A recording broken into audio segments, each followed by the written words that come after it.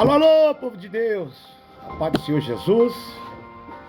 Estava refletindo aqui em Lucas 16, no versículo 19, ao qual o título é O Rico e o Mendigo.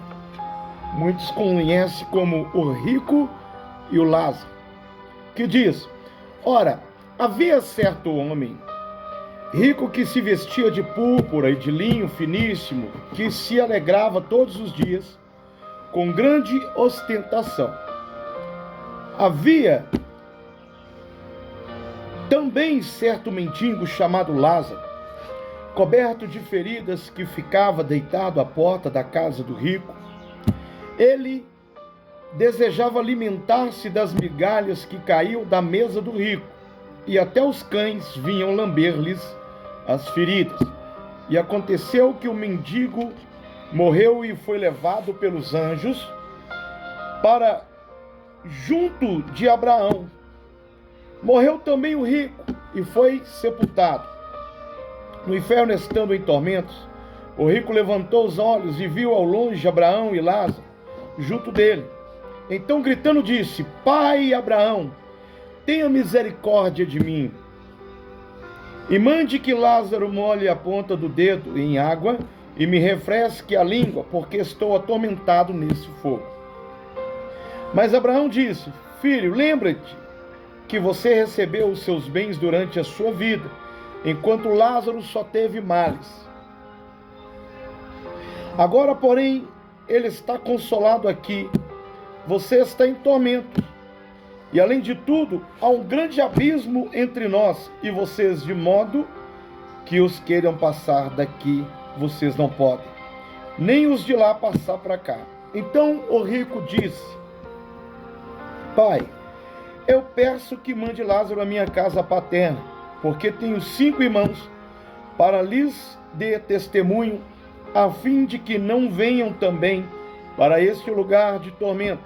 Abraão lhe respondeu: Eles têm Moisés e os profetas, ouçam-nos. Mas ele insistiu: Não, pai Abraão, se alguém dentre os mortos for até lá, eles irão se arrepender.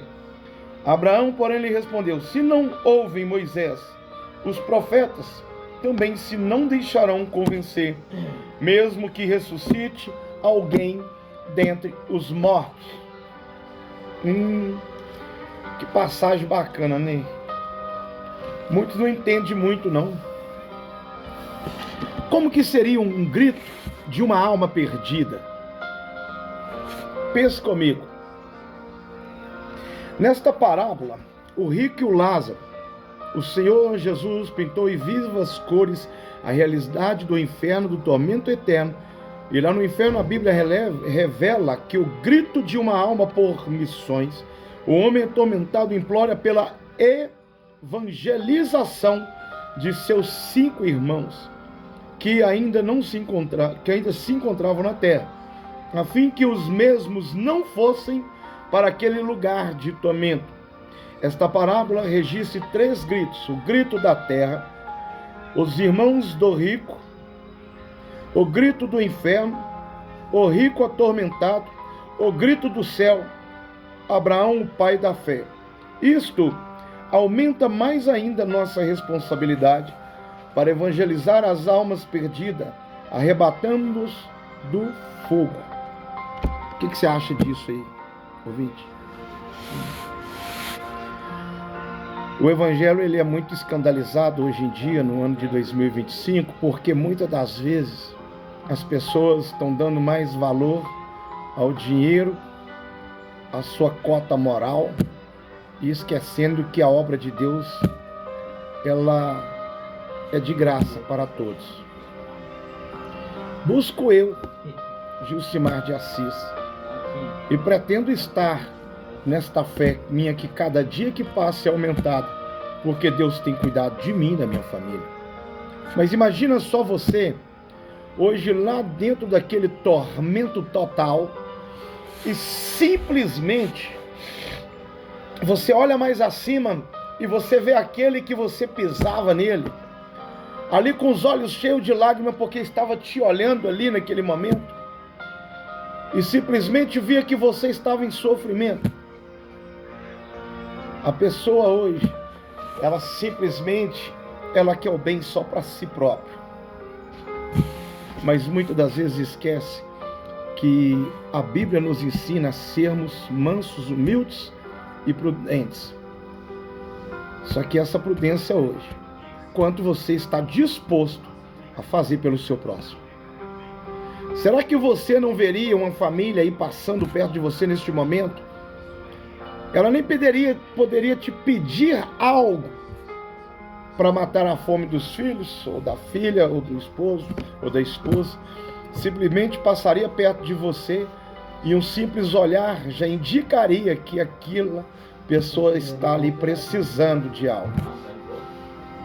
Qual que é a sua reação? Nossa reação hoje é estocarmos para que nós não padecêssemos, para que nós não passamos por esse processo. A Bíblia também aqui relata que simplesmente o reino dos céus, ele não é para todos, mas é para aqueles que buscam.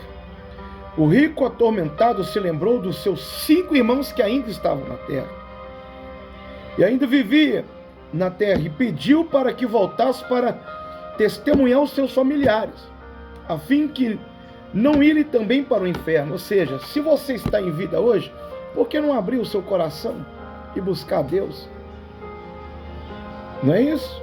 Porque simplesmente depois do arrependimento, nós seres humanos somos assim. Nós costumamos nos arrependermos simplesmente depois do fato acontecido, ocorrido. E não é justo, né? Porque Deus, ele faz na hora certa, ele não erra, é certeiro.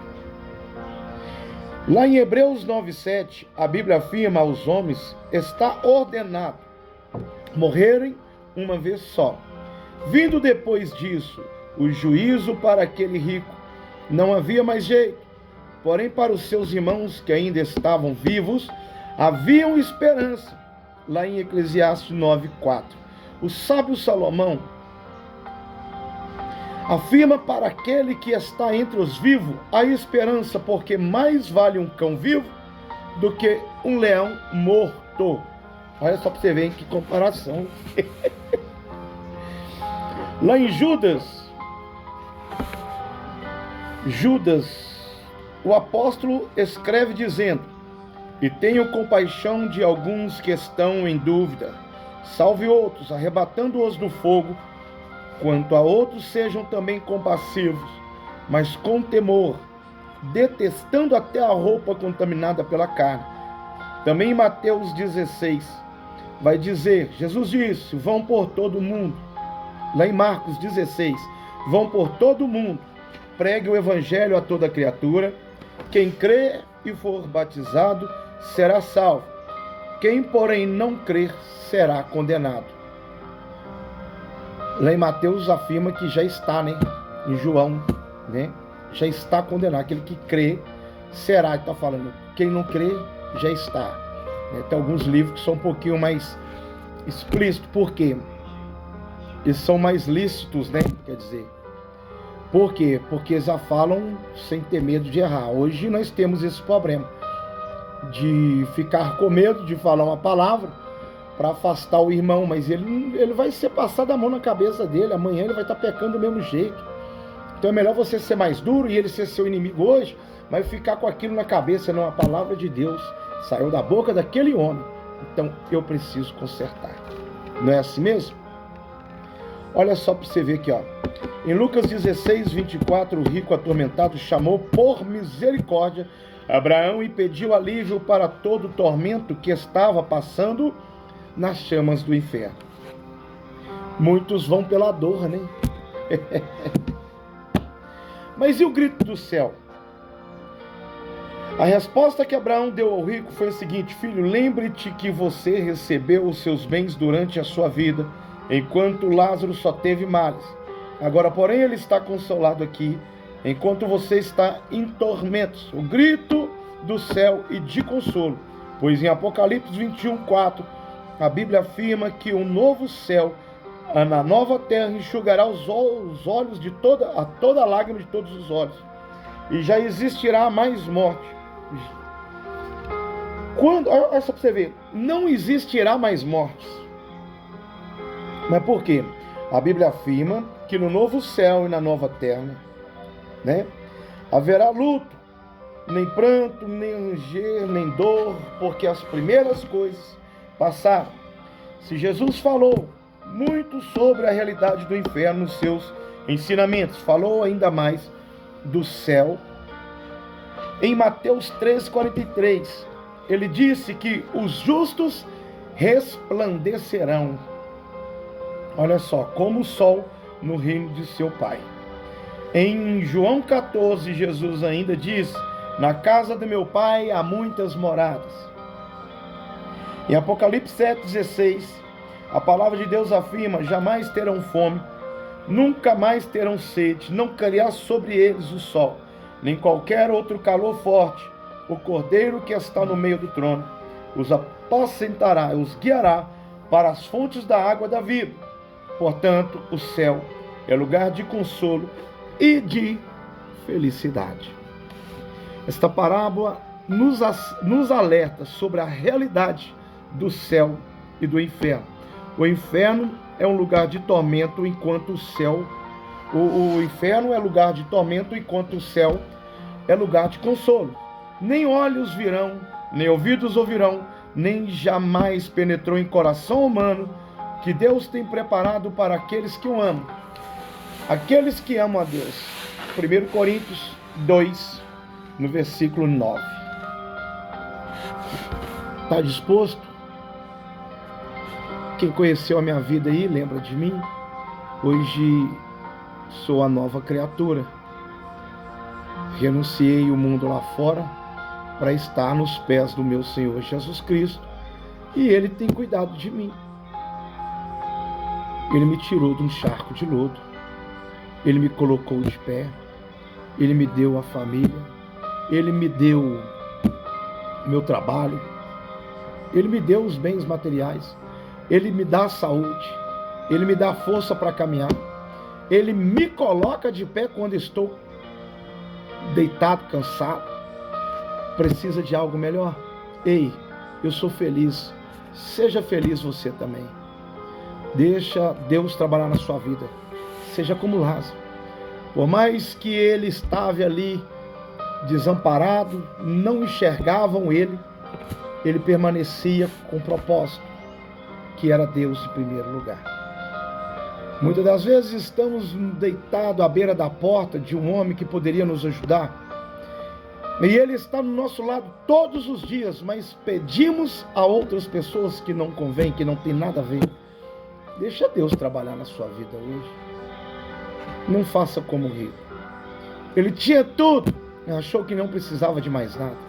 Enquanto não temos nada, mas temos tudo porque sabemos que o Rei lá de cima está olhando, intercedendo pela nossa família, está nos colocando simplesmente de pé para caminhar. Você lembrará das suas guerras lá atrás e verá que Deus quem te ajudou a vencê-la. E hoje as guerras sumiram perante a você, porque Deus acampou os anjos do teu lado. Então que Deus provê a saúde na sua vida, que Deus te deu capacidade para ser guiado mais à frente, para ser elevado. Não deixe aquele cânion, aquele buraco te dividir do céu. Está aqui o inferno, está aqui o céu. Muitas das vezes nós esquecemos que Deus fez por nós. E eu peço vocês aí que ouviram até aqui neste momento, orem pelos seus pastores, pelos obreiros, pelos jovens, pelas suas crianças, pelas suas famílias. Orem por este mundo, porque de repentemente já está se cumprindo as escrituras sagradas.